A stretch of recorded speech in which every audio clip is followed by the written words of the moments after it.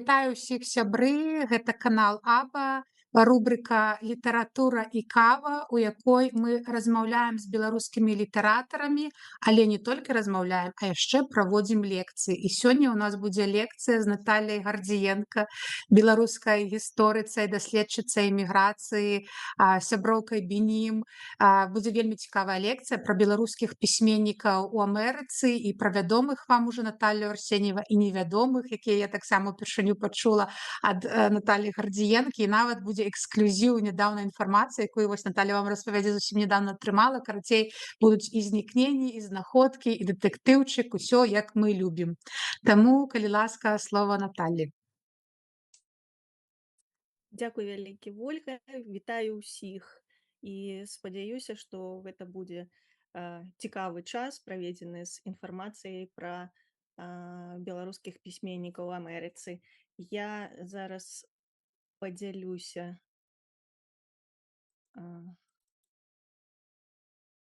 экранам.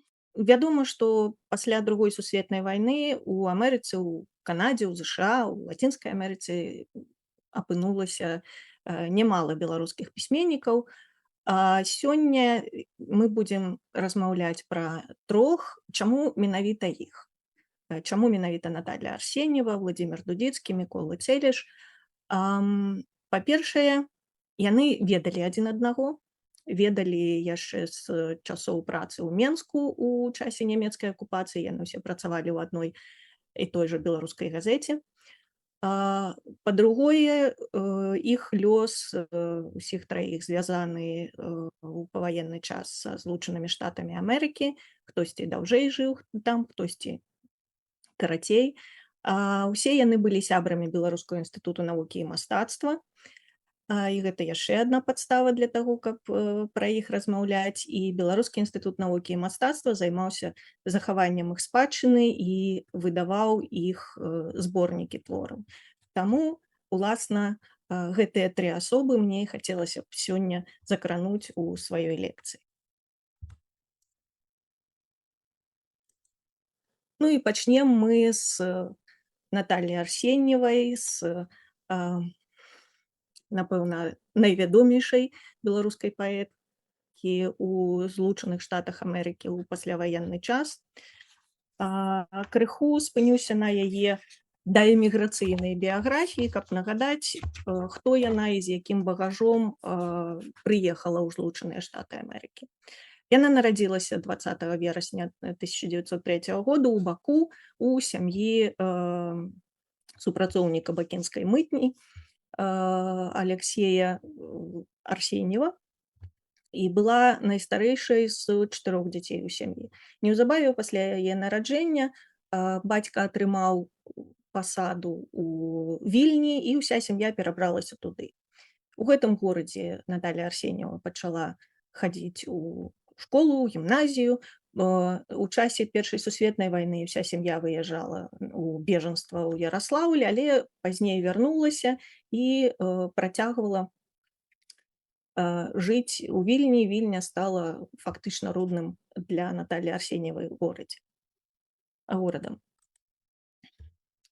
У 20-м годзе Наталья Арсеньева паступіла ў Віленскую беларускую гімназію і у гэты час стала пісаць вершы па-беларуску. Да гэтага яна ўжо пачынала пісаць вершы, пісала па-расейску, але тут пад уплывам настаўніка, вядомага беларускага пісьменніка Максіма Гарэцкага, яна стала спрабаваць пісаць па-беларуску, у яе стала атрымоўвацца, і настаўнік гэта заўважыў, і іншыя беларускія дзеячы таго часу, Антон Луцкевіч, і потым Краўцоў Макар пісалі пра талент гэтай маладой паэткі. У 21-м годзе яна скончыла Віленскую беларускую гімназію і праз год выйшла замуж. Пабралася шлюбам з вайскоўцам Францам Кушалем, разам з ім з'ехала, і наступныя дзесяцігоддзі фактычна яна жыла ў паўночнай Польшы. Праз 2 гады яна мела ўжо 2 дзяцей. сыноў Ярослава і Владимира, і на нейкі час выпала з творчай дзейнасці, з творчай працы, бо ну, складана было сумяшчаць творчасць і гадаванне дзяцей. Яна сама пісала потым ва ўспамінах прыкладна так: быць жонкай і маці рэч зусім не для паэзіі не спрыяючая. Я часам сама дзіўлюся, што я ўсё ж не кінула пісаць, што пішу і да сяння. Сямейнае жыццё давала мне вельмі рэдка адрывацца, аддаваць час творчасці. Штодзённыя жыццёвыя клопаты не даюць часу быць адной, мець супакой, спакойныя, нічым не занятыя думкі, каб магчы тварыць. За кожную часіну для пісання мне даводзілася ходацца, кожную вытаргоўваць, аплачваць прыкрасцю і непаразуменнем. І тым не менш, з часам яна працягнула пісаць. У 27-м годзе выйшаў яе першы паэтычны зборнік «Пад сінім небам» у Вільні. Яна была заўважаная, яна змагла часам прыязджаць у Вільню на розныя літаратурныя імпрэзы. У Вільні заставалася бацькоўская сям'я, якую яна наведвала. Пад канец 30-х гадоў яна падрыхтавала яшчэ адзін зборнік «Жоўтая восень», праўда, ён не паспеў выйсці ў свет. Яна была знаёмая з рознымі беларускімі пісьменнікамі ў заходняй Беларусі. Прыяцельскія, вельмі добрыя адносіны ў яе былі з Максімам Танкам, які пазней адыграў даволі важную ролю ў яйным лёсе. Лёсавызначальным стаў для яе, для ўсей яе сям'і 1939 год, пачатак Першай сусветнай вайны. Якраз у гэты час у верасні яна знаходзілася ў Вільні. Памірала яе маці, і 15 верасня было пахаванне яе маці. Ну, а 17-го, як вы ведаеце, пачаўся наступ савецкай арміі ў заходнюю Беларусь. У гэты час дзеці Наталлі Арсеньевай, сыны, знаходзіліся на Валожаншчыне, ў вёсцы Доры, дзе жылі сваякі Франца Кушаля. Сам Францішак Кушаль, муж, знаходзіўся ў гэты час у Польшы. Як потым высветлілася, ён трапіў у палон. Наталля Арсеньева вельмі баялася разлучыцца з дзецьмі, таму пайшла пешкі з Вільні ў Доры, перайшла савецкую мяжу, была затрыманая нават на нейкі час, ўрэшце забрала дзяцей і прывезла іх у Вільню, але ненадоўга. Ужо 31 снежня 1939 года яна вырашыла зноў пераходзіць савецкую мяжу, бо у Вільні ў яе нікога не засталося. Лёс мужа яна не ведала. З 2 дзецьмі пражыць было незразумела як, і яна паехала в савецкую Беларусь. Па-першае, дзе былі сваякі мужа, па-другое, дзе былі сябры, той же самы Максім Танк, які ўладкаваў яе на працу у газету «Сялянская ніва», сялянская газета ў Вілейцы. І такім чынам яна апынулася ўжо на савецкай тэрыторыі, пазнаёмілася з савецкімі беларускімі літаратарамі, але ўжо ў 40-м годзе, як ненадзейны элемент, як жонка польскага вайскоўца, разам з дзецьмі яна была адпраўленая ў высылку ў Казахстан.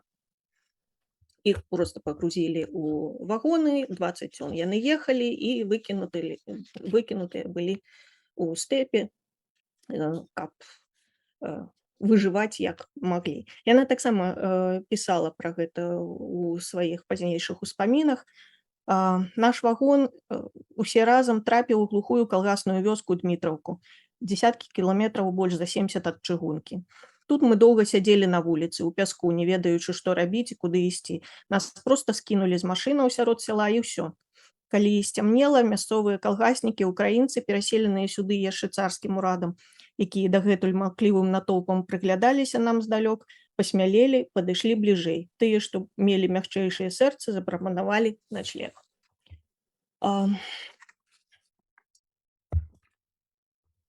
У часе знаходжання ў высылцы адзіны чалавек, які спрабаваў нейкім чынам ёй дапамагчы вярнуць яе ў Беларусь, быў той самы Максім Танк. Ён пісаў лісты, ён звяртаўся, ўрэшце Наталью Арсеньеву выклікалі на Лубянку. У той час на Лубянцы знаходзіўся ейны муж Францішак Кушаль, арыштаваны таксама саветамі. Наталлі Арсеньевай прапаноўвалі адмовіцца ад мужа, прапаноўвалі супрацоўніцтва з НКВД, і давочна яна падпісала паперы, каб мець магчымасць выцягнуць дзяцей з высылкі і вярнуцца ў Беларусь. Яе адправілі зноў у Казахстан, але праз некалькі тыдняў прыйшоў дазвол на вяртанне.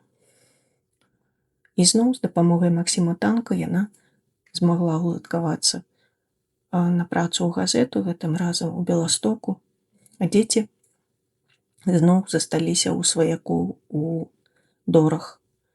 Праз некалькі месяцаў пачаўся нямецкі наступ, і следам за фронтам Наталля Арсеньева пайшла пешкі зноў, каб не разлучацца са сваімі дзецьмі, з Беластоку ў Доры. Туды ж прыйшоў і Францішак Кушаль, якога незадоўга да таго выпусцілі з Лубянкі. Сям'я зноў аб'ядналася, і яны пасяліліся ў Менску, дзе Наталля Арсеньева ўладкавалася на працу ў новаствораную беларускую газету, ведамае беларускае выданне часоў нямецкай акупацыі. Ваенны час акупацыі быў складаны і трагічны для Наталлі Арсеньевай. У 42-м годзе памёр у Лейпцыгу ейны апошні сваяк, малодшы брат Сергей, а у чэрвені 43-го года у выніку выбуху ў гарадскім тэатры загінуў яе старэйшы сын Яраслаў.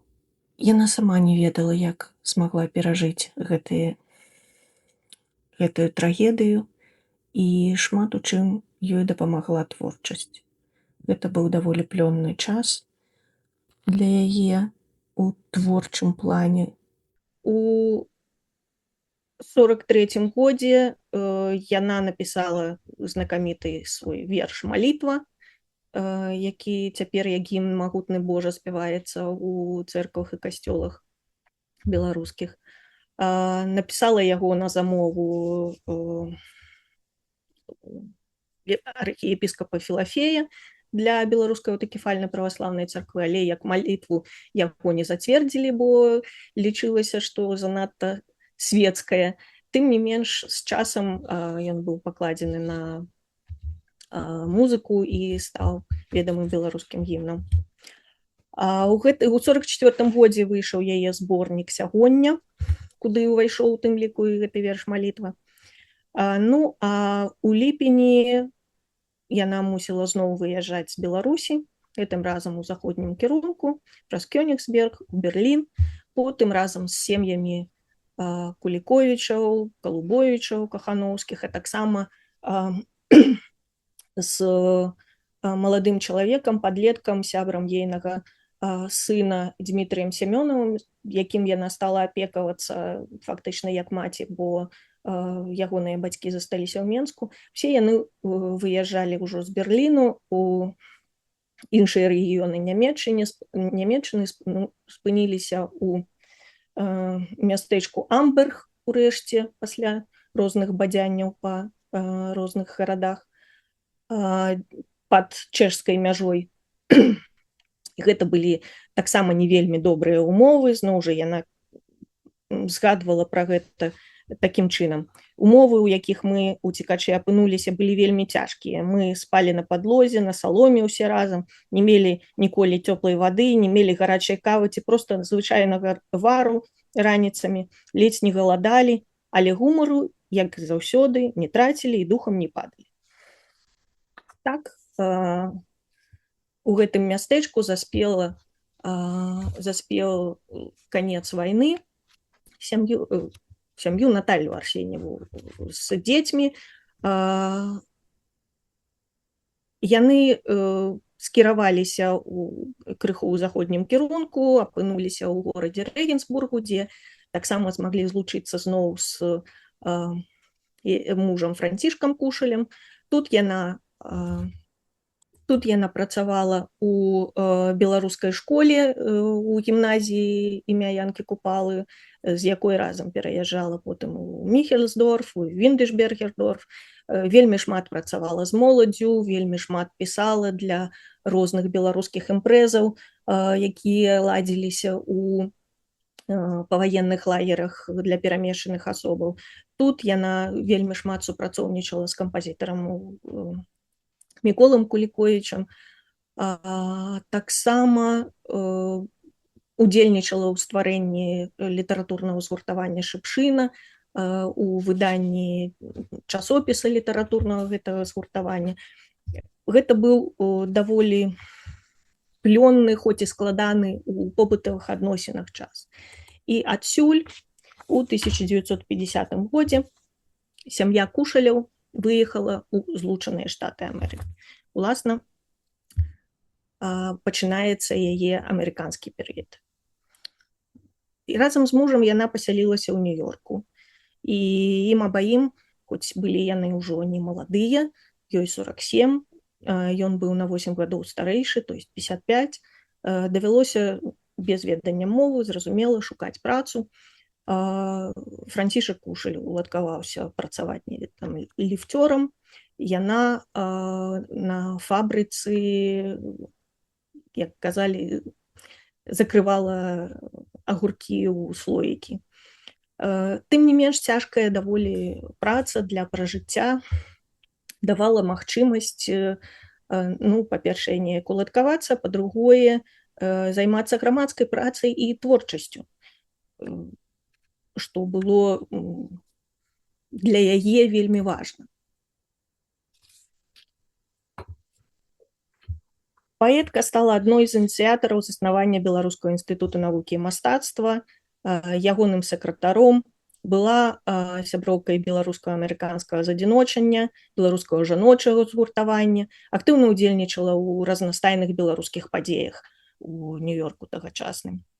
Ужо ў 51 годзе я напісала ў адным з лістоў пра сваю занятасць. А працы усяго столькі, што аж жах бярэ. Другога студэнцкі канцэрт. Прасілі ім напісаць тое-сёе, сцэнку камічную, дыялог, куплеты. Всё гэта зрабіла. 9-га ў хатцы чарговы літаратурны вечар. Трэба і да яго прыгатавацца. Хоць вечары 2 прысвяціць і сваёй асабістай творчасці. 23-га ладзім канцэрт спадарыні Надзеі Градэ. У першай частцы клясіка на ўсіх еўрапейскіх мовах, у другой беларускія арыі і песні, дык і для яе трэба зрабіць колькі перакладаў. Арыю з мадам Батэрфляй якраз толькі што пераклала. На 25 сакавіка пішу пастаноўку ў 4 абразах, песня каліноўцаў. Спадар Куліковіч будзе яе ставіць і ўжо на суботу просіць даць хоць 2 першыя абразы, каб раздаць ролі. І для Бенімут таксама ўжо тое-сёе зрабіла. Яшчэ адно днямі атрымала ліст ад спадара Станіслава Станкевіча, просіць вершаў даць для бацькаўшчыны. Такім чынам, амерыканскае жыццё пачыналася з вельмі актыўнай творчай працы, нягледзячы зноў жа на пэўныя складанасці адаптацыі ў новым жыцці. Для яе беларуская дзейнасць, беларуская творчасць была, можна сказаць, на першым месцы. У 1952-54 годах Наталья Арсеньева працавала ў рэдакцыі газеты «Беларусь». І гэтая праца дала магчымасць сысці з фабрыкі, але з'явіліся іншыя складанасці. Яна набірала, рэдагавала, карэктавала чужыя тэксты, вела карэспандэнцыю, дамаўлялася пра новыя матэрыялы з аўтарамі, выслухвала нараканні. І гэта ўсё, як на дзіва, не спрыяла яе ўласнай творчасці. Вось што я напісала ў адным з лістоў з канца 52 году. Працую і часу маю мала. Ужо якія месяцаў 5 не пісала ні радка вершаў. Розныя прыкрасці, расчараванні і клопаты горш, відаць, не спрыяюць музе, чымся цяжкая праца на фабрыцы. Раней працавала цяжка, але аж все пад ногці пазлазілі, але хоць пальцы балелі вельмі, пісала. А цяпер сяджу цэлы дзень над машынкай, ці кавалкам паперы, чуюся гэтак прыемна, дзякуючы людзям, што забылася, што такое творчае натхненне. Але можа, урэшце прывыкну да праяваў людской сімпатыі, абрасту таўсцейшай скурай і пачну зноў пісаць. Дай Божа, бо мне без вершаў ужо сумна. Пазней Наталья Арсеньева супрацоўнічала у нью-йоркскім офісе радыё «Свабода», займалася падрыхтоўкай выданняў Беларускага інстытуту навукі і мастацтва, запісаў, конадняў, вела ліставанне ад імя інстытуту. Францішак Кушаль часам нават наракаў быў, што хутка будзеш і падлогу мыць у інстытуце. У 1954 годзе, калі абіралі новага старшыню Беніму, яна рэальна надавалася на пасаду старшынькі. Але не беларуская грамада не была тады гатовая мець жанчыну такой ролі, напэўна, ні. Магчыма, яна сама кіраўніком на доўгія гады стаў яе блізкі сябра Вітаўт Тумаш. Наталья Арсеньева ўдзельнічала ў разнастайных падзеях, у тым ліку дэманстрацыях, канцэртах, літаратурных вечарынах, і у яе было вялікае жаданне пісаць і ствараць. Зноў жа цытата з аднаго з яе лістоў. Не так даўно на адным з рэфератаў спадар Адамовіч сказаў, што мы ўжо людзі скончаныя і нічога больш не створым. Я б не хацела, каб так было. Мне яшчэ хочацца і жыць, і ствараць што-небудзь добрае, лепшае ад усяго таго, што я стварыла дагэтуль. Наогул трэба сказаць, што ў яе лістах з 50-х, 60-х гадоў, прынамсі першай паловы, не адчуваецца нейкай ностальгіі, адчуваецца прага дзейнасці, прага творчасці, жаданне пісаць нешта беларускае.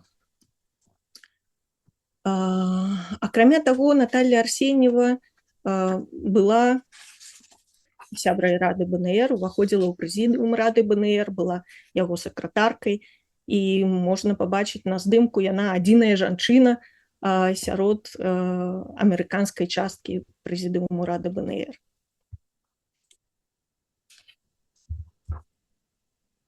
Як я казала, яна жыла ў Нью-Йорку з мужам, а сын ажаніўся з дачкой ейнага сябра Міколы Куліковіча, Натальяй. У сям'і з'явілася яшчэ адна Наталья Кушаль, яка падрозніваць яе называлі Туся Кушаль.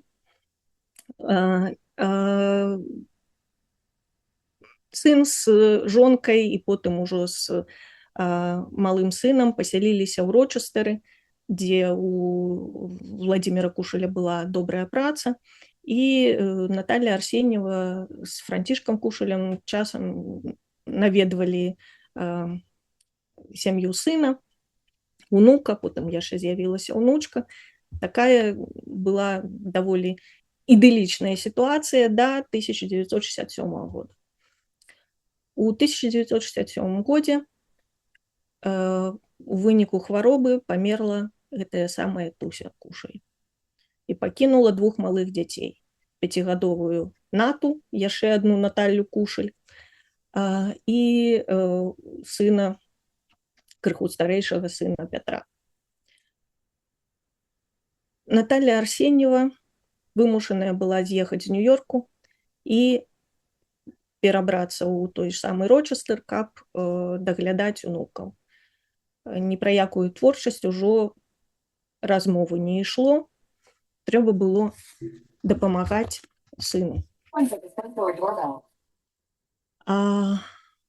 Я напісала ў тым самым 67 годзе сваёй сяброўцы Яніне Кахановскай у Нью-Йорк. Сядзім пераважна ў хаце, і я толькі прашу Бога, каб даў мне сілаў і цярплівасці з усім справіцца. З Натай, праўда, клопату найменш, але Пецік вельмі раздураны, непаслухмяны, а бацька, так яна назвала свайго мужа, таксама як трэцяе дзіця, то можаце сабе ўявіць, колькі трэба сілаў і вытрыманасці, каб усё гэта трымаць у руках. Ды і звычайнай фізічнай працы не пераробіш. Дом вялікі, дзеці, мыеш, шыеш, парадкуеш, проста дыхнуць няма калі. Але я бяру гэта ўсё без нараканняў, бо, відаць, гэтак і трэба спакойна, цярпліва выконваць сваё прызначэнне. Аб нейкай творчай працы, аднак, пакуль што і марыць няма як. Прыкрасці на гэтым не скончыліся. У 1968 годзе, наступным годзе, рэзка пагоршала здароўе Францішка Кушаля. З'явіліся праявы дэмэнцыі, плюс ён перажыў строк, некалькі месяцаў правёў у шпіталі і памёр у траўні 68 года. Можна ўявіць сабе, ў якім стане апынулася Наталья Арсеньева. Яна пісала: «Цяжка і сумна, плачу ўвесь час, і ніякія пілюлі не дапамагаюць. Дзеля гэтага і фізічна пачала зноў чуцца дрэнна. Агульная нервовасць перадалася, відаць, дзецям, асабліва натачцы. Увечары даводзіцца сядзець ля яе гадзіны-дзве, пакуль засне, трымае мяне за руку і плача з розных выдуманых прычынаў, не дае нікому спаць. Лодак злуе, што я яе распусціла, але я ані ў чым не вінавата, і з гэтай новай паўбяды зусім выбілася з сілаў. А тут столькі працы сабралася: мыць, прыбіраць, працаваць, ледзь жывая». Тым не менш, прайшло колькі гадоў, дзеці пайшлі ў школу, стала з'яўляцца больш вольнага часу, і паціху Наталья Арсеньева стала вяртацца да творчасці. Недзе ў 70-м годзе пачалася праца па падрыхтоўцы яе першага эміграцыйнага збору паэзіі «Між берагамі». Ініцыятарам выдання гэтага быў Вітаўт Тумаш. Ён шукаў друкарню, ён складаў каштарыс, ён абвясціў збор сродкаў.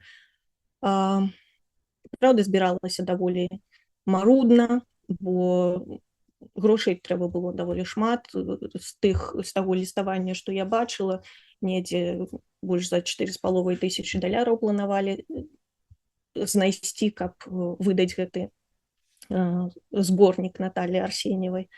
У выніку ў 72-м годзе свае грошы уклаў таксама яе сын Лодак.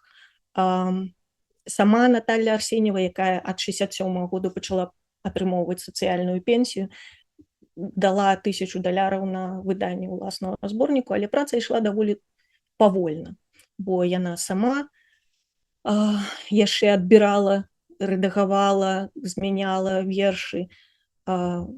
Потым мусіў перагледзець гэта яшчэ рэдактар Антон Адамович, якога яна папрасіла гэта зрабіць, але які таксама быў вельмі запатрабаваны і вельмі заняты чалавек.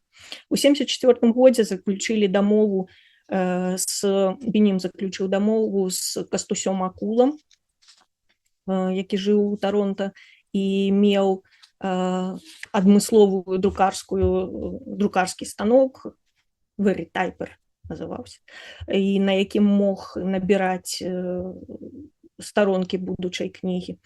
У дамове было пазначана, што цягам паўгода ён набярэ ўвесь гэты зборнік, у яго якраз быў час, але рэальная праца зацягнулася яшчэ на гады. Толькі ў 78-м годзе пры канцы быў нарэшце набраны апошні дадатак на гэтай кнігі, а ў 79-м яна пабачыла свет. Нарэшце, гэта было першае такое паэтычнае выданне, збор твораў у серыі «Беларускія паэты і пісьменнікі» Беларускага інстытуту навукі і мастацтва. Пазней у адным з інтэрв'ю Наталья Арсеньева казала, што раней яна ніколі не цаніла таго, што пісала, не дадавала сваёй паэзіі ніякага значэння, якраз пакуль не выйшла гэтая кніга «Між берагамі». Яна сказала: «Я перачытала свае вершы, і мне ўпершыню здалося, што яны нешта вартыя». Нягледзячы на тое, што яна па-ранейшаму займалася найперш сям'ёй і хатняй гаспадаркай, мела даволі абмежаваныя кантакты. Найперш яна і найбольш кантактавала з сяброўкай у Нью-Йорку Янінай Кахановскай, з Вітаўтам Тумашам і з сям'ёй Раісы і Вінцэнта Жук-Рышкевіча ў Таронта. Часам вельмі рэдка магла выбірацца або ў Нью-Йорк, або ў Таронта. У 73-м годзе яна спрычынілася да абвяшчэння ў Рочестары 25 сакавіка беларускім днём. І вось можна бачыць на здымку прыняццё, в якім удзельнічала яна і ейная ўнучка, вось гэтая дзяўчынка Ната Кушаль. Паступова вярнулася і ейная запатрабаванасць, ейная занятасць. Вось што я напісала ў адным з лістоў з 70-х гадоў. У мяне цяпер вельмі шмат замоўленняў. Толькі што адаслала Яне Кхановскай верш да ўгодка гаспадарыні Зубковіч. Цяпер рабіла твой заказ, верш на 200-годдзе ЗША. Наступна трэба адказаць спадарыні Станкевіч на ейны ліст з просьбай напісаць нешта пра нашу пастаноўку купаля ў Рэгенсбургу. Памятаеш? Напішу, што магу, бо ўжо забылася, як гэта там было. Буду прыпамінаць. Тады заказ з Чыкага ад спадарыні Махнач на простыя вершыкі для дзяцей, што зусім мала ведаюць беларускую. Яна цяпер працуе ў іхнай школцы. А тады ізноў канадыйскія баптыстыя. Яшчэ напалову толькі скончыла папраўляць іхны прыгатаваны да друку зборнік песняў, бо вельмі цяжка нешта зрабіць з іхнымі перакладамі. Як спадар Рэпэцкі прыслаў ноты і колькі новых песняў, якія яны маняцца ў канцы месяцы друкаваць і пераслаць на Беларусь, каб на Вялікдзень мець. Дык бачыш, усе вольныя часіны ад хатняй мітусні занятыя.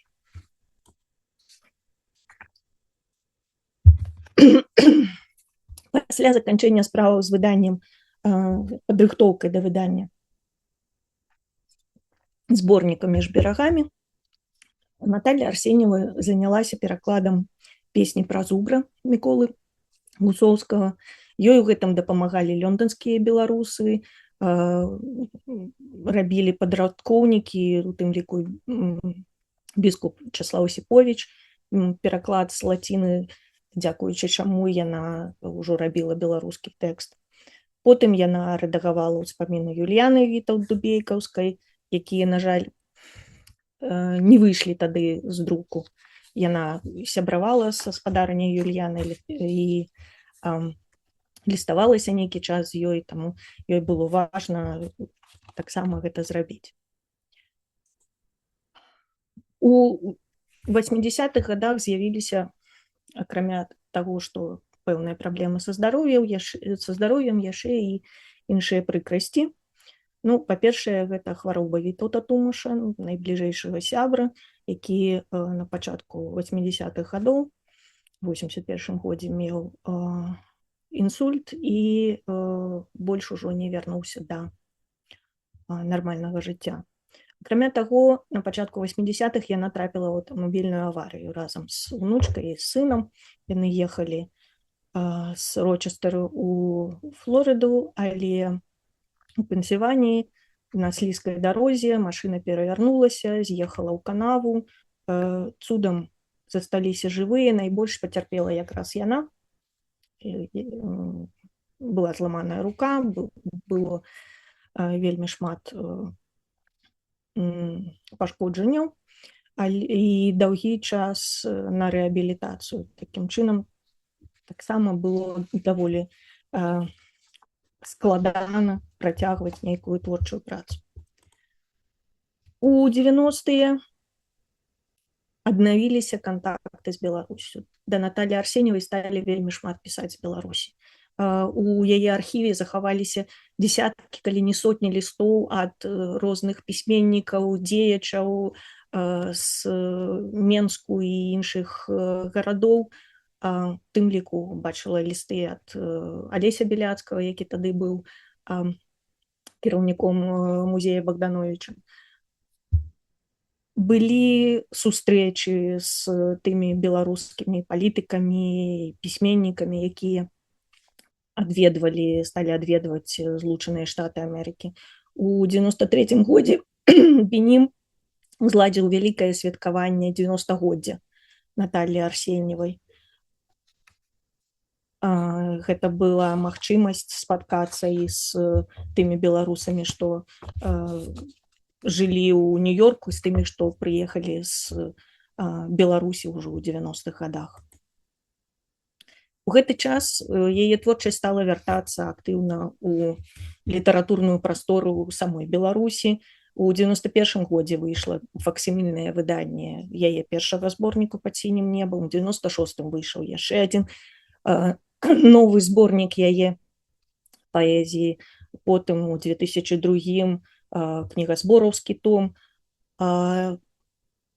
Вялікую папулярнасць набыў гімн «Магутны Божа» на яе словы, нават прапаноўваўся на гімн Беларусі, калі памятаеце. Такім чынам, здавалася, што яе імя, яе творчасць трывала вяртаецца ў беларускую літаратурную прастору. З гэтым яна фактычна і адышла.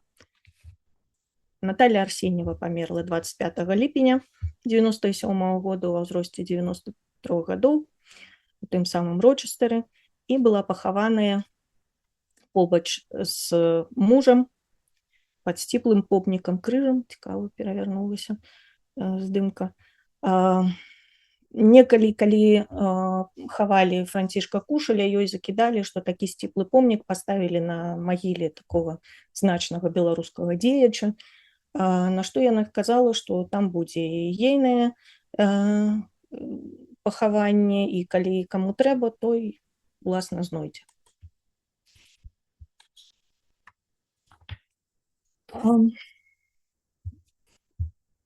Пасля яе смерці архівы былі перададзены ў Беларускі інстытут навукі і мастацтва, засталася карэспандэнцыя у першую чаргу. У Рочестары заставаўся дом, вось такі белы светлы дом на адну сям'ю, дзе Наталья Арсеньева правяла апошнія 30 гадоў. Яна вырошчвала кветкі, яна яго даглядала. Адсюль яе выправілі ў апошні шлях. У тым самым доме да свайго сыходу жыў ейны сын, Лодак Владзімір Кушаль.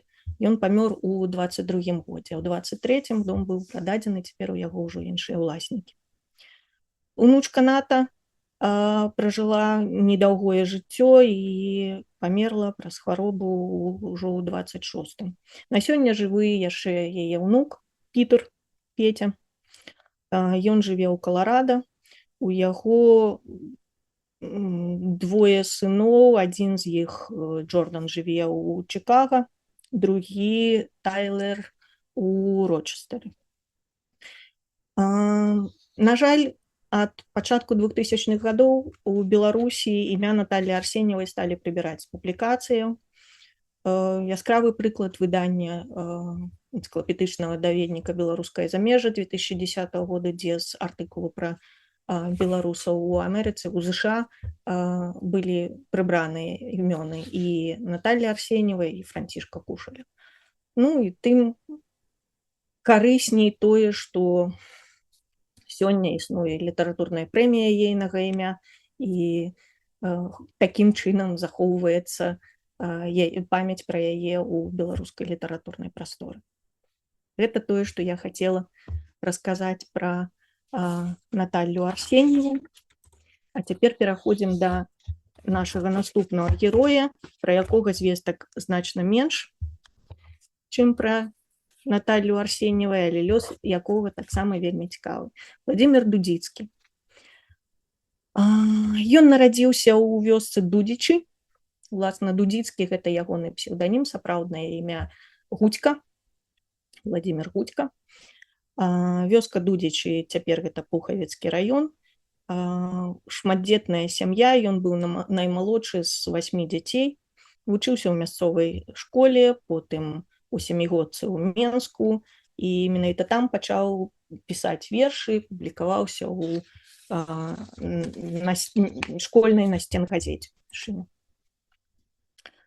У 27 годзе ён паступіў у Менскі белпедтэхнікум, кузня беларускай творчай інтэлігенцыі тагачаснай. Там выкладалі Всевалад Ігнатоўскі, Язэп Лёсік, Якуб Колас. Ну і, адпаведна, калі пачалося змаганне з беларускім нацыянал-дэмакратызмам, паляцелі галовы і выкладчыкаў, і студэнтаў. Дудзіцкі разам з Сергеем Астрейкам, Лукашам Калюгам, Сергеем Русаковічам быў выключаны з тэхнікуму. У 29 годзе ён змог пры дапамозе Владзіміра Хадыкі, таго ж Лукаша Калюгі уладкавацца на працу студырэдактарам газеты «Савецкая Беларусь», перакладчыкам у навукова-тэхнічным выдавецтве, адначасна вучыўся на літаратурна-лінгвістычным факультэце Вышэйшага педагагічнага інстытуту. Але прыйшоў 33 год. У лютым ён быў, як і шмат хто іншых з ягоных былых калегаў па тэхнікуме, арыштаваны і асуджаны да 3 гадоў лагераў. Падчас арышту знік і падрыхтаваны да публікацыі першы ягоны зборнік, які называўся «Песні і думы». Пакаранне Владзімір Дудзіцкі адбываў у Новасібірску, Марыінску і пазней напісаў такія успаміны пра гэты час, найбольш пра людзей, якіх ён сустракаў у лагерах. Па заканчэнні тэрміну ён быў сасланы на 2 гады ў Сярэднюю Азію. Жыў у Ташкенце, працаваў у газеце «Фізкультурнік Узбекістана», але праз тое, што захварэў цяжка на малярыю, атрымаў дазвол раней часу, у 1937 годзе вярнуцца ў Беларусь. У Беларусі ён не змог застацца ў Менску, мусіў выбраць з 2 гарадоў, або з Барысава, або Віцебск, выбраў Віцебск. Тут ён нейкі час працаваў у газеце «Віцебскі пралетарый», потым да канца 40-го году выкладаў беларускую мову ў розных навучальных установах, пакуль не быў звольнены з цікавай фармулёўкай, не патрапіў забяспечыць партыйнасць у выкладанні мовы і літаратуры. Ён змог вярнуцца ў Менск. Пры дапамозе Аўгена Калубовіча уладкаваўся на працу ў часопіс «Савецкая школа». Праўда, ненадоўга, адтуль яго таксама звольнілі, як ненадзейнага. Апошняе, дзе ён працаваў перад пачаткам нямецкай акупацыі, гэта быў ветэрынарны інстытут, ветэрынарны тэхнікум у вёсцы Курасоўшчына, тады вёсцы пад Менскам, цяпер раён гораду. Тады прыйшла нямецкая акупацыя. Ён даволі актыўны быў у гэты час. Ён быў адным з арганізатараў выдання беларускай газеты, дзе, уласна, пазнаёміўся і з Натальяй Арсеньевай. Быў загадчыкам аддзела культуры і асветы ў Менску, Менскай акрузе, школьным інспектарам у Барысаве, рэдагаваў часопіс «Беларус на варце». У гэты ж час падрыхтаваў да друку другі зборнік паэзіі «Напярэйных жаданняў» і зборнік прозы, але ніводны з іх так і не пабачыў свет. З гісторыі ягонага жыцця з таго часу вядома, што ён быў вельмі вялікім аматарам жанчын. Бабздыром. Казалі, што ў Менску ён меў адразу 2 жонак. Якраз ягоная супрацоўніца па беларускай газеце Яніна Кахановская расказвала гісторыю, як аднойчы была пільная патрэба, яго шукалі ў рэдакцыі, не маглі знайсці, паслалі хлопчыка да яго на кватэру, той не знайшоў, праз нейкі час вярнуўся сам Дудзіцкі і кажуць: «Дзе ты быў?» «Я быў у жонкі». Кажа, мы пасылалі, там цябе не было. Ён кажа, а я быў у іншай жонкі. Яны жылі на розных канцах гораду. І гэтая ягоная любоў да жанчын суправаджала яго, напэўна, і наступныя дзесяцігоддзі жыцця. Было багата гісторый з гэтым звязана. Акрамя таго, Владзімір Дудзіцкі быў удзельнікам першага нелегальнага пасяджэння ў Менску, на якім была прынятая пастанова аб стварэнні беларускай незалежніцкай партыі, якая гуртавала тых, хто не меў ілюзіяў ні наконт немцаў, ні наконт саветаў. Але нянавісць да савецкай улады ў яго была большая, і акрамя памяці пра лагеры дадалася яшчэ іншая асабістая трагедыя. Партызаны схілялі яго да супрацоўніцтва, ён адмовіўся, і яны забілі ягоную маці. І гэта наклала вялікі адбітак на ягоную жыццё і на ягоную творчасць. Вобраз маці вельмі часта прысутнічаў у ягоных вершах надалей.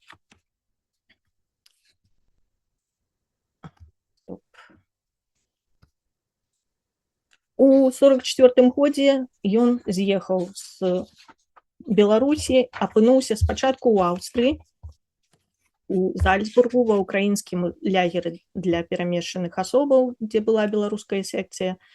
Ён там арганізаваў беларускі нацыянальны камітэт. Ён даволі добры быў арганізатар. Там жа ён знаходзіўся разам з паэтам Алесем Салаўём, з Міколам Ганьком, з Алесем Грыцуком. Яны наладзілі выданне часопісу «Пагоня», газеты з беларускага жыцця. Такім чынам ён працягваў такую арганізацыйную, выдавецкую беларускую дзейнасць да таго часу, пакуль у 49 годзе не выехаў у Венесуэлу. Тут таксама прыдаліся яго арганізатарскія здольнасці. Ён арганізаваў першую і адзіную там беларускую арганізацыю аб'яднання беларусаў у Венесуэле. Захаваўся нават пратакол першага пасяджэння гэтай арганізацыі, то нават вядомыя імёны тых, хто удзельнічаў у ёй. Ён знайшоў працу ў міністэрстве будоўлі садоў, паркаў у якасці садоўніка, пачаў, у прынцыпе, неблага зарабляць. Уладкаваўшыся сам, стаў дасылаць запрашэнні сваім знаёмым. Ён вельмі хацеў, каб у Венесуэлу прыехалі Юрка Віцьбіч, Масей Сяднёў, Владзімір Клішевіч, але яны не прыехалі, нягледзячы на ўсе тыя запрашэнні, якія ён дасылаў. Яны выбралі Злучаныя Штаты Амерыкі. Гэта быў час у Венесуэле, быў даволі, зноў жа, плённым часам ягонай творчасці. Ён пісаў у 51 годзе. Падрыхтаваў да друку 2 зборнікі вершаў «Хвалі» і «Да блізкіх і далёкіх», зборнік апавяданняў «Купальскія росы». Зборнікамі, пэўна ж, называю умоўна, бо ўсё роўна нідзе не выдам. Скончыў пісаць аповесць «Голас крыві», 8 друкаваных аркушаў. Працуе над 2 вялікімі паэмамі.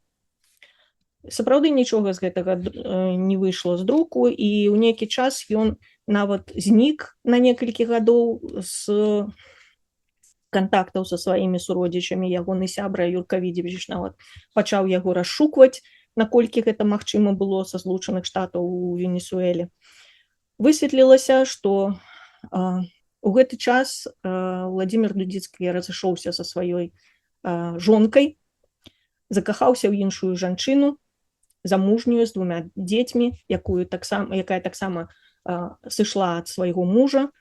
У выніку ягоная жонка дамаглася, каб яго звольнілі з працы, і ён мусіў шукаць месца недзе ў іншай мясцовасці.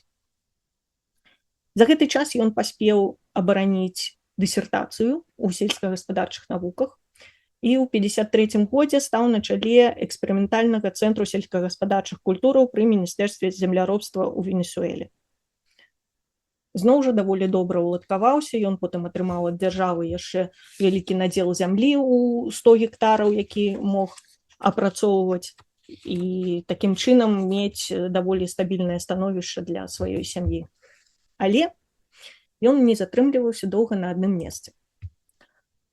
У 55 годзе ён атрымаў прапанову ад прэзідэнта Беларускай Народнай Рэспублікі Міколы Абрамчыка заняць пасаду кіраўніка беларускай рэдакцыі радыёвызвалення ў Мюнхене.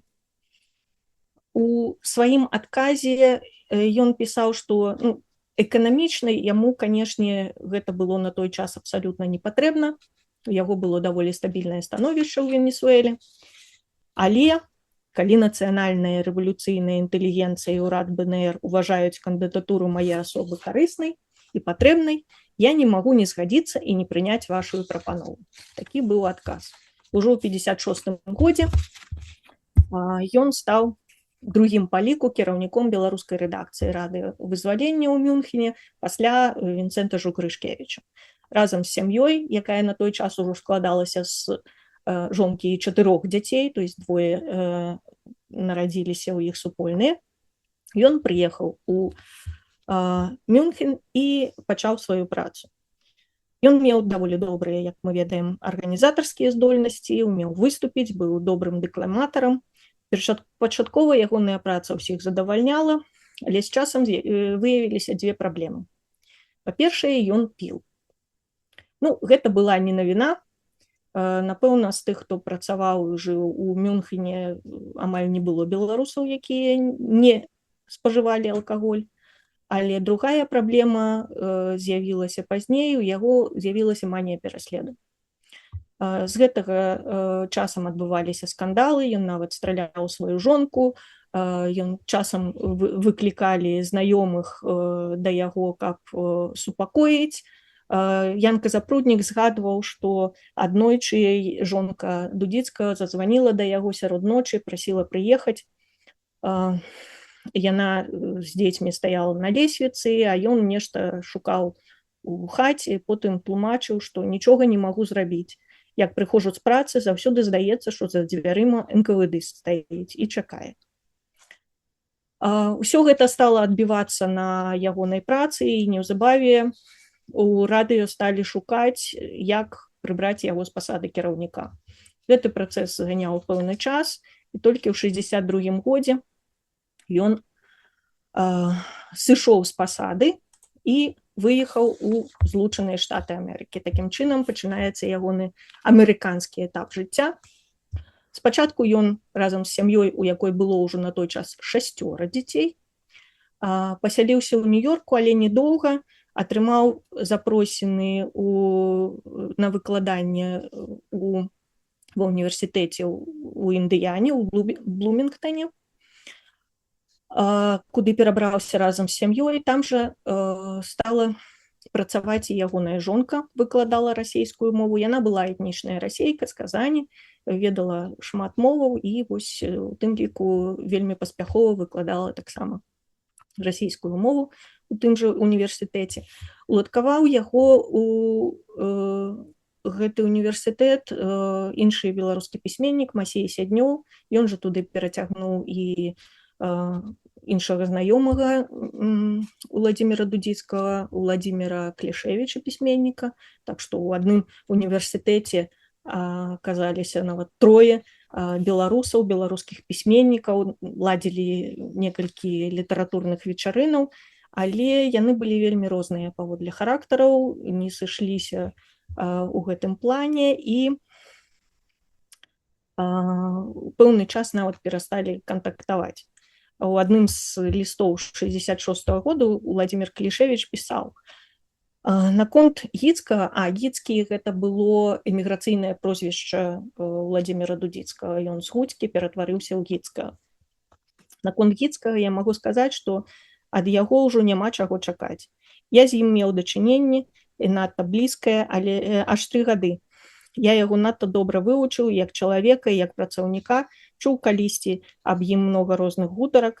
Я ім не верыў, бо часам не хочацца іншым верыць. Цяпер я сам пераканаўся, і калі я сказаў, што ад яго няма чаго чакаць, дык гэта высноў мой пасля даўгога назірання. Гарэлка яго пракаўтнула. З універсітэту ў Блумінгтоне сям'я перабралася ў горад Сіракузы, у штаце Нью-Йорк, дзе таксама была русістыка, дзе уладкавалася на працу і жонка. Але Уладзімір Дудзіцкі там затрымаўся ненадоўга. У 1968 годзе ён вырашыў зноў з'ехаць у Венесуэлу. У часе падрыхтоўкі гэтай лекцыі я напісала на адрэсу адной з ягоных дачок Ані, і учора якраз атрымала ад яе нечаканы адказ. Яна згадвала, што сапраўды апошні раз бачыла свайго бацьку ў 1968 годзе, калі ён з'язджаў у Венесуэлу. Яму вельмі падабалася гэтая краіна, і першыя гады пасля таго, як ён туды з'ехаў, ён пісаў да жонкі, прасіў пераслаць некаторыя кнігі, пісаў, што збіраецца напісаць кнігу пра сваё жыццё, але у нейкі момант ліставанне абарвалася. Жонка спрабавала высветліць, што сталася, Дачка звярталася ў Чырвоны крыж, у Amnesty International, да знаёмых, але ніякіх дакладных звестак ніхто атрымаць не мог. Што сталася з Уладзімірам Дудзіцкім, засталося таямніцай. Аня якраз у сваім учорашнім лісце пісала мне, што праз нейкі час з'явілася знаёмая жанчына, хросная яе старэйшага брата, якая пераехала з Каракасу ў Парыж і распавядала, што Владзімір Дудзіцкі быў у дэпрэсіі і нейкім чынам быў вывезены ў Савецкі Саюз. Праз некаторы час з'явіліся таксама звесткі ад двух былых зняволеных расійскіх габрэяў, што яны сустракалі Дудзіцкага ў лагеры ў Мардовіі. Казалі, што ён расказваў пра сям'ю і 6 дзяцей. Аднак пацвердзіць гэтых звестак не ўдалося. У 90-х гадах даследчыца Лідія Савік рабіла адмысловы запыт у беларускі КДБ наконт звестак пра Дудзіцкага і атрымала адказ, што ён сапраўды быў зняволены ў 33-м, што быў рэабілітаваны афіцыйна ў 56-м, але ніякіх звестак пра іншыя судовыя справы супраць яго, пра іншыя зняволенні ў беларускім КДБ няма. Прынамсі так адказаць. Магчыма, ён мог быць у расійскім КДБ. Мы нічога гэтага не ведаем. Было багата версіяў таго, што магло здарыцца з Дудзіцкім. Тая самая Яніна Кахановская, якая яго ведала па менскім часе, казала, што, можа быць, ён выехаў у Аргентыну, дзе было багата прасавецкі настроеных беларусаў, і ў нейкі дзень на падпітку яго проста пагрузілі на параход і адправілі ў Савецкі Саюз.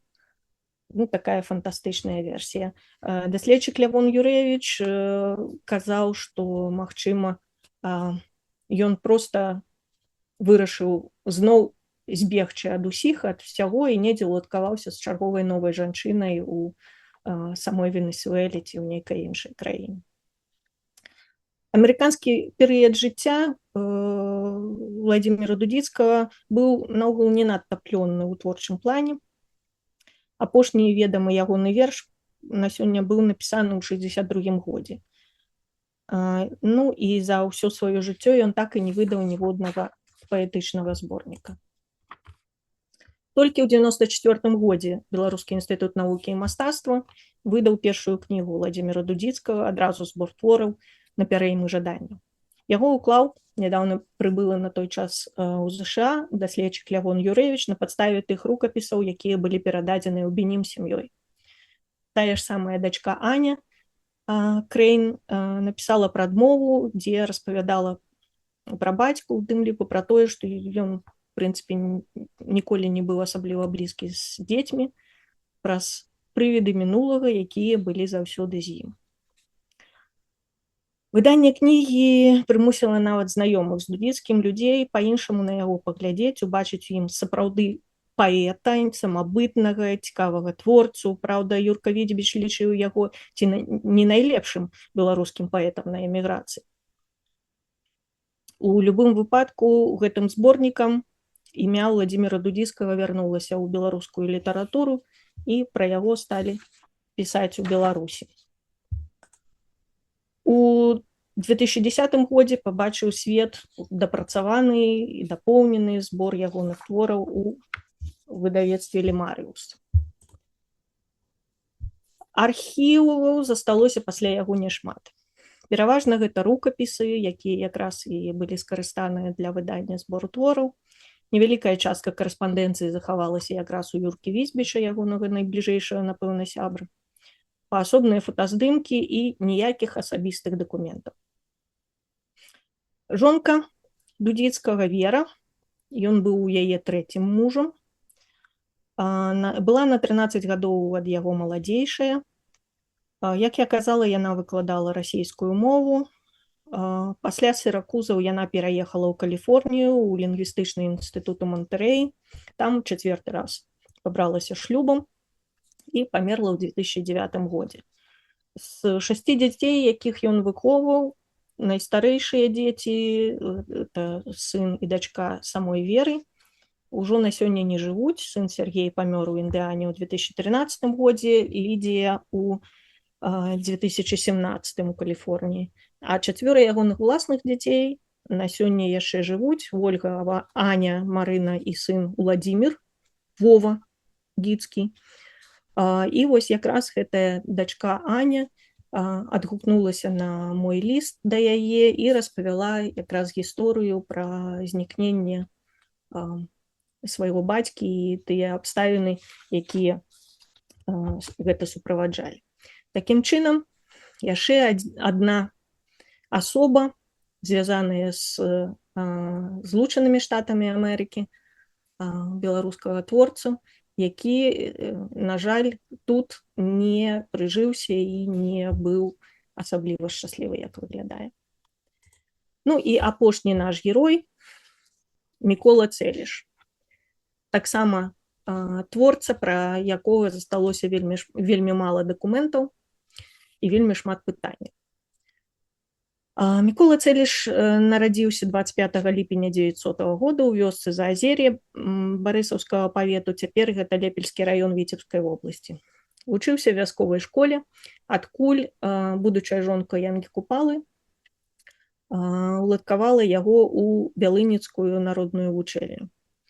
Там ён вучыўся да 1914 года, да пачатку Першай сусветнай вайны, калі ягоны бацька быў забраны ў войска, і Мікола мусіў вярнуцца, каб дапамагаць на гаспадарцы. Разам з сям'ёй ён апынуўся потым у бежанстве, у Варонежы, жыў там, працаваў на пошце, адтуль перабраўся на Кацярынаслаўшчыну. У 19 годзе скончыў агульнаадукацыйныя курсы і быў мабілізаваны ў Чырвоную армію, адкуль, дзе двойчы перахварэў на тыфус, дэмабілізаваўся ў 22 годзе, і калі прыехаў да бацькоў, яны яго не пазналі, настолькі блага ён выглядаў. Ён пасяліўся ў Менску і з часам стаў займацца літаратурнай творчасцю. Недзе ад 28 году стаў друкавацца ў розных перыёдыках. Працаваў найбольш стала ў часопісе «Паляўнічы Беларусі». Найбольш ён выдаваў кнігі апавяданняў для дзяцей. Выйшлі ў 31 годзе зборнік апавяданняў паляўнічага, потым «Са стрэльбай і сабакам» 32-м, потым была кніга «Курылка. Запісы вучня царкоўна-прыхадской школы», якая нават 2 выданні мела ў 35 і 38 годах, зборнікі «Знаходка», зборнікі «Буська». У 40-м годзе выйшаў ягоны пераклад кнігі Віталя Б'янкі «Лясная газета» на кожны год. Ён ажаніўся, меў 2 дзяцей, Леаніда і Анатоля, але з жонкаю, відаць, развёўся. Пасля Другой сусветнай вайны сыны засталіся ў Беларусі. Вядома, што адзін з сыноў у часе вайны вучыўся ў Менскай прагімназіі, быў сябрам Саюзу беларускай моладзі, але пра лёс пасляваенны іх, акрамя таго, што яны жылі ў Беларусі, мелі там сем'і, нічога не вядома. Сам Мікола Цэліш у часе вайны працаваў у той самай беларускай газеце, дзе і Наталья Арсеньева, і Владзімір Дудзіцкі. І гэта таксама быў даволі плённы для яго час. У 43-м годзе ён выдаў пад псеўданімам Лесун кнігу «На крыжы». Перад нямецкай акупацыяй ён ажаніўся 2-й раз. Ягоная новая жонка, на 20 гадоў маладзейшая, полька паводле паходжання, у ліпені 41-го года нарадзіла дачку Славу, Чаславу. Пазней з'явілася яшчэ адна дачка ўжо у Амерыцы. Пры канцы вайны жонка з дачкой апынуліся ў адным працоўным лагеры у Нямецчыне, а Мікола Цэліш у іншым. І толькі перад самым заканчэннем вайны сям'я змагла зноў злучыцца.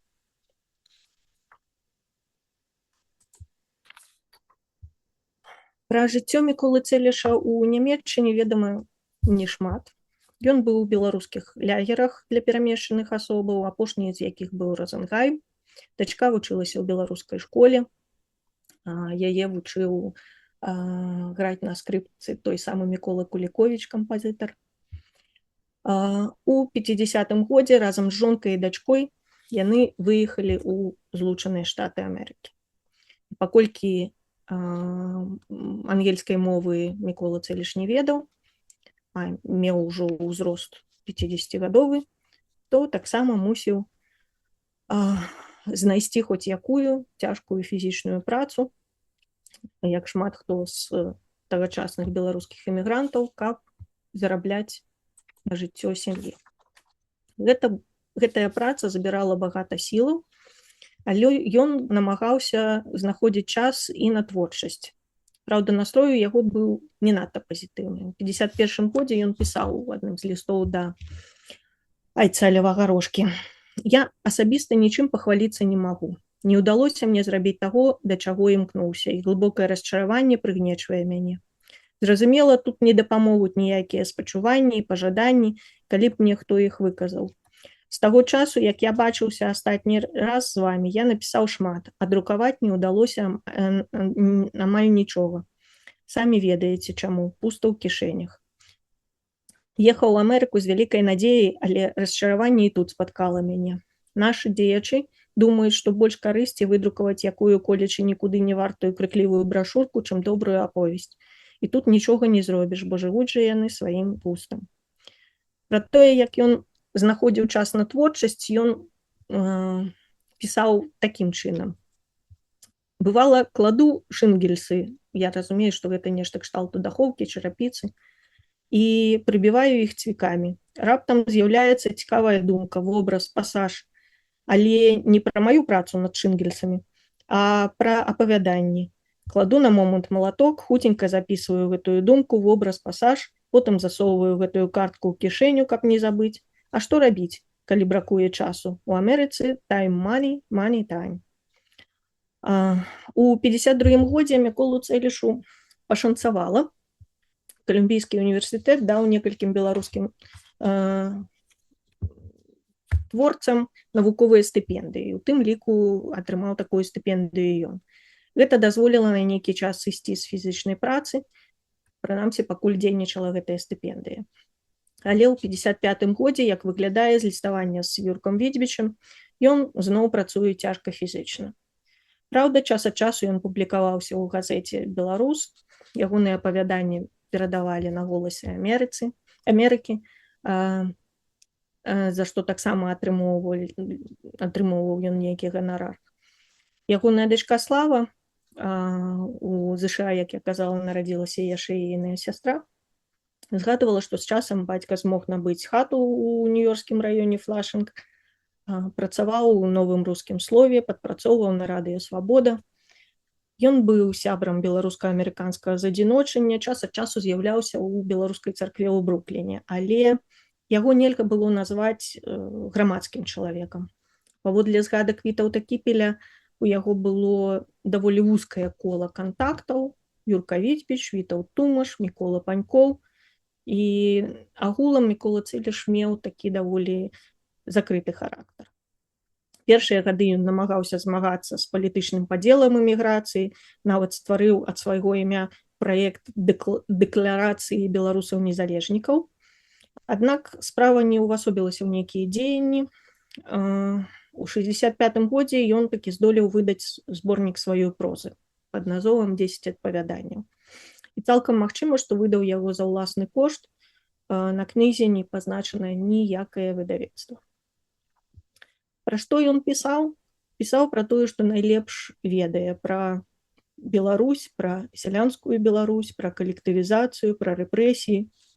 Пісаў даволі рэалістычна, праўдзіва. У часе жыцця ў ЗША ён рэгулярна публікаваўся ў газетах «Бацькаўшчына», «Беларус», беларускіх эміграцыйных.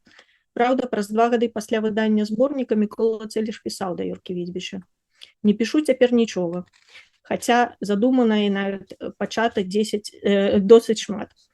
Не спадзяюся скончыць. пісаць няма ніякай ахвоты. Калі падумаеш, што ўсё гэта да нічога і да нікога, не толькі сярод нас, беларускіх імігрантаў, пануе цяпер апатыя да творчасці ва ўсіх галінах чалавечага духу, але і ва ўсіх і ўсюды свет імчыцца поўным тэмпам да катастрофы.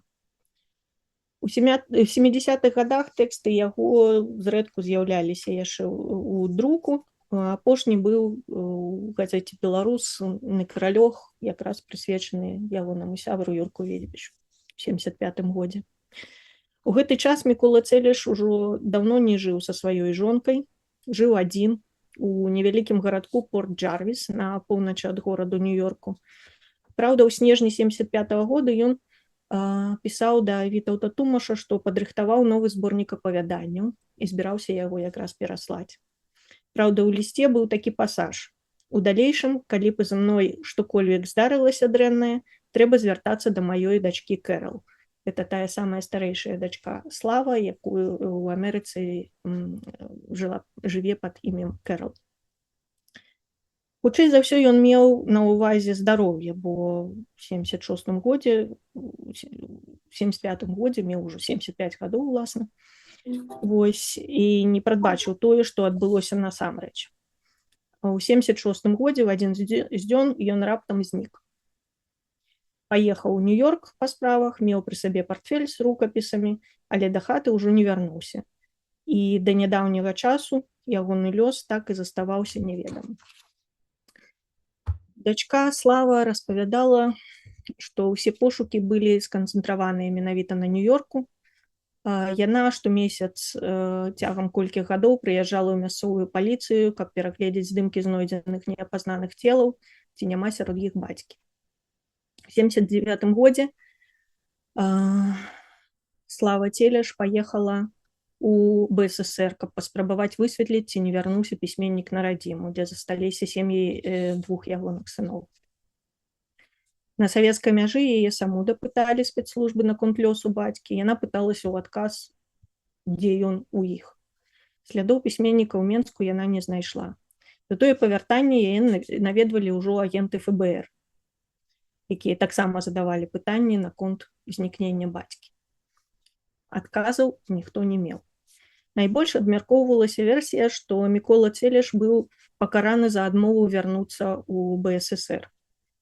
Яшчэ за колькі гадоў да знікнення да пісьменніка наведваліся савецкія службоўцы, якія намаўлялі яго ехаць на радзіму.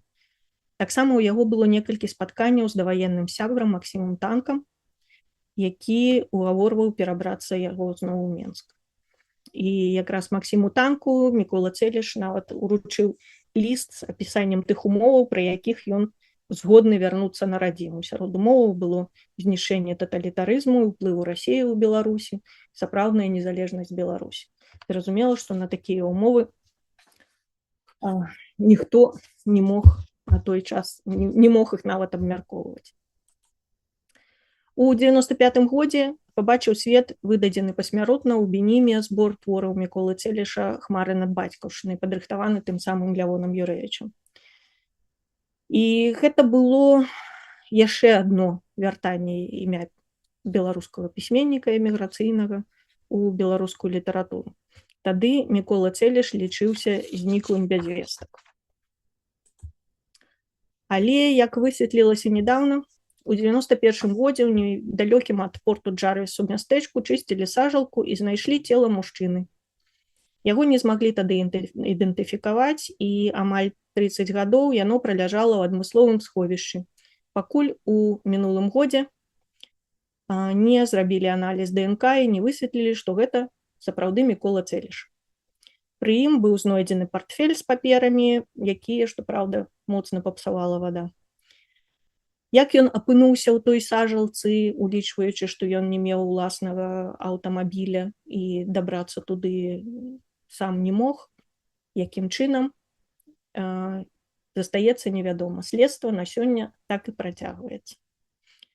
Але цела Міколы Цэлеша ў кастрычніку 25-го года было пахаванае на беларускіх могілках у Іст-Брансвіку, і на гэтым пахаванні звучаў гімн «Магутны Божа» на словы нашай з вами першай гераіні Наталі Арсеньевай. Гэткім чынам закальцоўваецца наш аповед пра гэтых беларускіх пісьменнікаў, чые лёсы ў Амерыцы склаліся так па-рознаму. Дзякую вам за ўвагу. Дзякую вам, Наталля. А, Таму сябры, каго ёсць нейкія пытанні, каментары, калі ласка, пішыце. Тут Наталля казала, можа, я задоўга занадта, можа, там камусьці будзе сумна, нецікава. Вы што, я проста не, я ўпэўнена, як і многія тут не маглі адарвацца. Было так цікава, вообще вялікі дзякуй. А напрыканцы, калі вы пра ім казалі, мне ж мурашы пайшлі, такія сапраўды вось такія лёсы пісьменнікаў. Тут вялікі каментар ад Вані, давайце я зачытаю. Як заўсёды, шчыры дзякуй за цікавую змястоўную лекцыю. Цікава. Яшчэ з універсітэцкіх часоў памятаю, што прадстаўнікі адной з першых хваляў беларускай інтэлігенцыі эміграцыі называлі Амерыку на свой лад, адаптуючы чужыя назвы да беларускай мовы. Напрыклад, ЗША яны называлі задзіночанымі гаспадарствамі Амерыкі. Сёння мы таксама часам ствараем свае нефармальныя назвы кшталту Чыкаганшчына, Шарлатшчына і іншых. З гэтага маю пытанне. Ці існавалі ў іх таксама беларускія адаптаваныя назвы для асобных мясцін, гарадоў або рэгіёнаў? Ці, магчыма, былі нейкія неафіцыйныя назвы, якімі карысталіся беларусы, што прыехалі ў Амерыку ў 40-х, пачатку 50-х гадоў? Пытанняў яшчэ ў мяне шмат, але яшчэ раз дзякуй. Дзякуй вялікі, Ваня.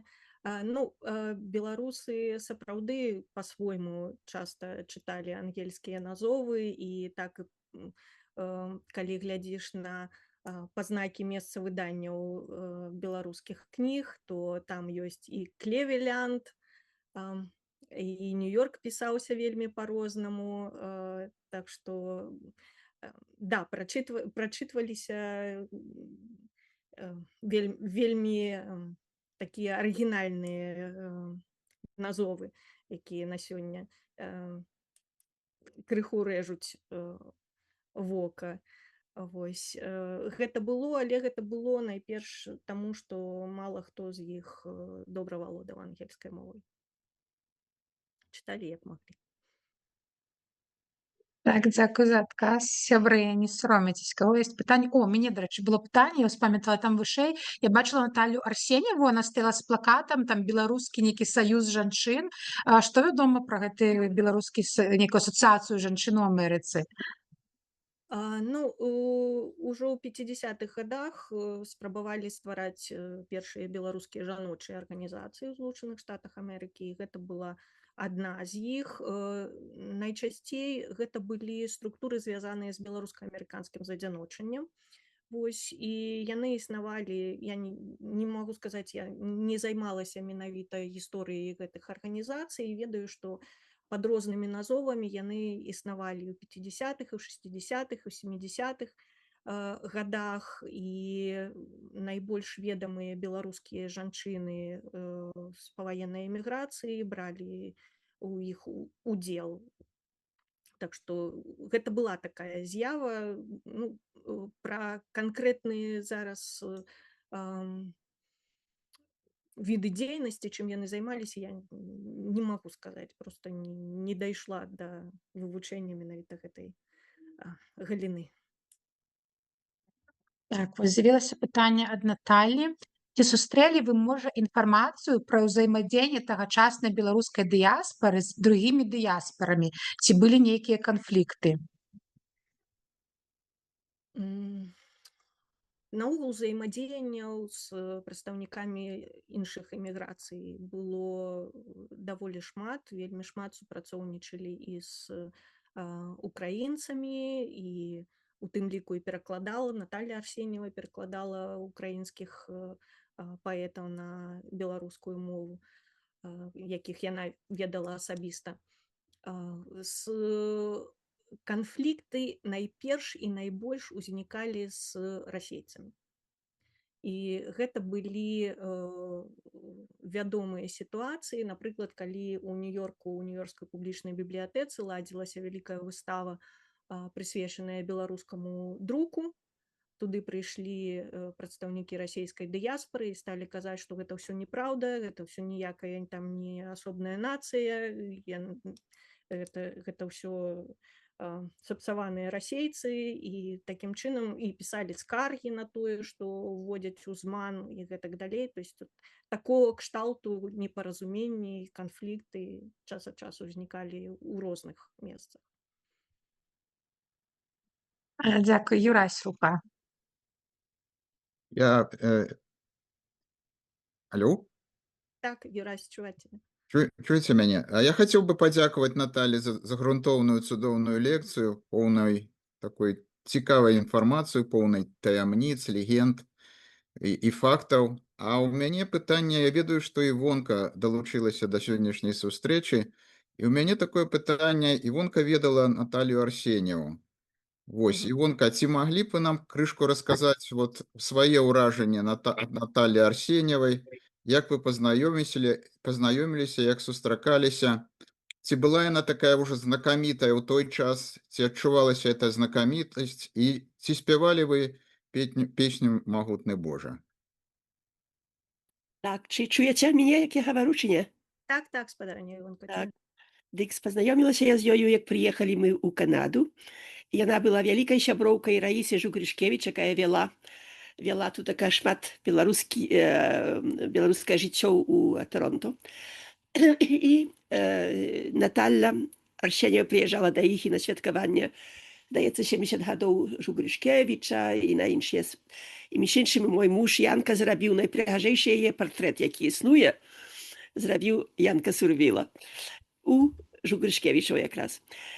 Была гэта жанчына, шмат не гаварыла, але яе вельмі паважалі. Уважалася. Ага, яна таксама была, чуть не забылася сказаць, што першы раз я фактычна яе спаткала ў Атаве, дзе мы яе запрасілі на беларускі тыдзень студыяў на Атаўскім універсітэце. Быў вечар прысвечаны Арсеньевай, і яна там была, чытала свае вершы і таксама рабіла нешта, не памятаю дакладна яе тэксту. І вёў гэты вечар Антон Адамович, і было шмат прафесароў, пра яе гаварылі, і зала была поўная, між іншым беларусаў і украінцаў. Гэта было ў 75-м годзе. Так што я пасля яе спатыкала шмат разоў у Раісы Жугрышкевіч. І яна тады, між іншым, у мяне была ў 75-м годзе. Перад ад'ездам яны да нас заехалі і, памятаю, разам мылі пасуду. Была цудоўная жанчына, вельмі спакойная, але добразычлівая, прыемная.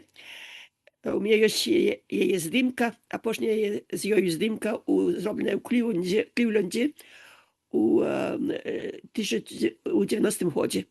На першым з'ездзе беларусаў Паўночнай Амерыкі, на якім прыехалі госці з Беларусі. І тамака яна, значыцца, была, ўжо даволі была старенькая, не памятаю, колькі гадоў было, але ёсць здымка такая.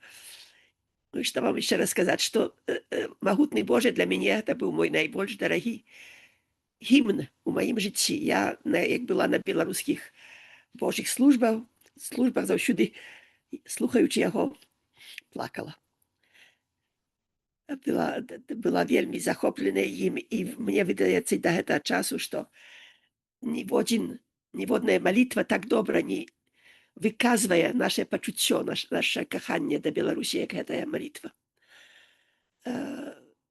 Так што вось гэта, што я магла сказаць пра яе. Не ведаю, ці штосьці іншае забылася. Дзякуй вялікі, спадарня Івонка. А ці ведалі вы, напрыклад, Дудзіцкага? Не, я не ведала Дудзіцкага, ён ніколі не быў у тых самых месцах, дзе я пра яго ведала шмат, так, але яго не ведала. Мы фактычна, як прыехалі сюды мы прыехалі ў 69-м годзе ў Канаду, так што шмат людзей ўжо не засталі тут, так, я ніколі не спатыкала, скажам, Відзьміча. Ёсць, шмат людзей не спатыкала, але пра ўсіх ведала, таму што мы ўсе адны другіх ведалі. Гэта як людзей, як хто яны, што яны рабілі, і захапляліся адны другімі, вось. Юрась, хочешь что-то другое спытаць ці не? Не, дзякуй вялікі, я вот это хацеў запытацца. Дзякуй. Дзякуй, спадарня Івонка, сапраўды вельмі цікавыя ўражанні. Ніхто лепей не распавядзе, якія былі людзі, як сучаснікі, з якімі яны сустракаліся.